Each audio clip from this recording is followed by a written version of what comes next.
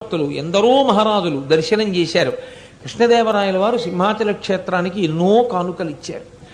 చాలా గొప్ప శిల్పకళా నైపుణ్యం. సింహాచల క్షేత్రానికి ఉన్నటువంటి మరొక గొప్ప విషయం ఏమిటంటే, సంతాన గోపాల స్వామి వారి యంత్రం వేసి దాని మీద కప్పస్తంభము అని ఒక స్తంభం ఉంటుంది.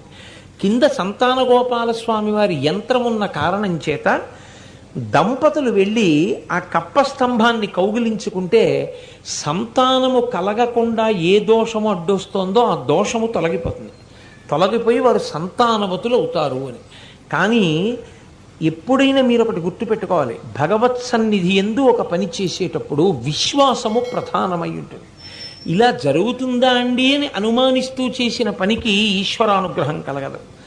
కలిగి తీరుతుంది అని విశ్వసించి ఎవడు చేశాడో వాడికి మాత్రమే ఈశ్వరానుగ్రహం కలుగుతుంది.